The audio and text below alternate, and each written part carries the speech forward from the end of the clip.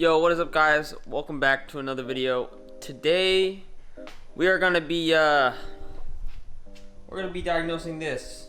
So yeah, let me preface this video by saying, for one, I just got my wisdom teeth out, so if I have a lisp or my face is super puffy, that's why. So let me paint you this picture. So I'm driving, right? I have this you guys have all seen this. I have this gauge in there that tells me like my I can see my coolant temp. And it's like super hot outside, and I get onto my street, I see it's at like 230, and I'm like, uh-oh, that's way too high. So I pull in as fast as I can. As soon as I pull in, I mean, all of it just leaks out onto the floor. It's all dry now, but it leaks out onto the floor, all just runs all the way back here. There's still some left back here, and I'm like, oh god, that's not good. So I tried, you know, just pouring some water down into the mill to see where it come out, to see if I can find the leak. But with the splitter on, it would just run off the bottom, and I couldn't really see it. So then I took, you know, as you can see, I took the bumper off, took the crash bar off, and now I'm pretty close to taking the radiator out. That way I can see, you know, what exactly or where exactly is coming from. So basically what I'm going to be doing in this video is diagnosing where the leak is coming from, whether it's the actual radiator, if it got a crack in it, or if it's the radiator hoses, which I do have on order because I was like, you know, I'm already in here, I might as well order them because they're going to need to be replaced at some point. I might as well do it while everything is off. And so that's what we're going to be doing in this video. We're going to be taking the radiator out and just figuring out where the leak's coming from. That way we can, you know, get the car back and rolling, because I do leave for University of Central Florida. I'm moving to Florida in like less than a month now, so I need this car to be fully up and running, and I have appointments with a couple other shops to get some other stuff done in the car in the meantime. So I do need it to be up and running by that time. So that's what we're doing. And if you guys enjoy this video, remember to like and subscribe, and yeah, let's just dive right into it. Alright, so first things first, so I did already pull the crash bar off, label the bolts over here, and then this is the top of the radiator support. It like goes up here. And then next, this light. So what you have to do to take the radiator off, this is what I believe. So you have to pull obviously these main lines off. So there's one here, there's just a clamp, scoot it back, and then there's another one. This one was super hard to get off. My dad actually had to help me. There's another one back here. You can't really see it, but that's back there. And then there are fan shroud for the radiator fan. Those clips down here, these were really hard to get off. And then from here, basically what I have to do is I have to separate, I believe I have to separate this AC condenser from the radiator. That way I can actually pull it out, because it's not, it just kind of rests on the support down here. So I need to just pull it off the clips. And then from there, there are some tiny coolant lines in the back that once I can pull it up, I should be able to get them off, because they're going to be pretty hard to reach from out here. So yeah, that is my plan of attack. What we're going to be doing is just starting by separating the two and then pulling it out, and then we're gonna run water through the system and just see, you know, like I said, where it's coming from. So yeah. Alright guys, well I just wanted to update you guys. I'm kind of at a roadblock here. So basically these are really hard to get off, and I don't want to break these clips.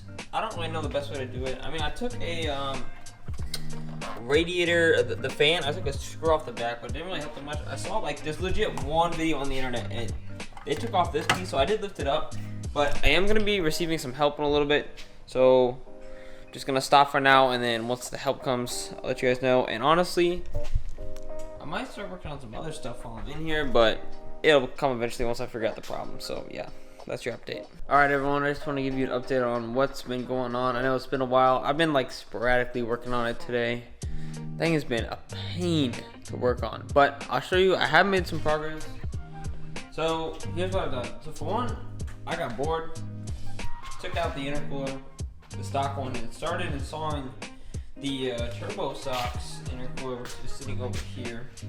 But when I did that, it kind of opened up this side, so I was able to slide this off, and this is the hardest part, was sliding these like pins off this connection. It's really dumb, but so yeah, so I slid most of them off. Now I just gotta bend my way to get the radiator off of the support without damaging the AC lines, because the condenser is in front of it, and I don't want to take off the AC lights because I just know. So I'm gonna work on getting the radiator off the support, unattached from the AC condenser, and not damage anything.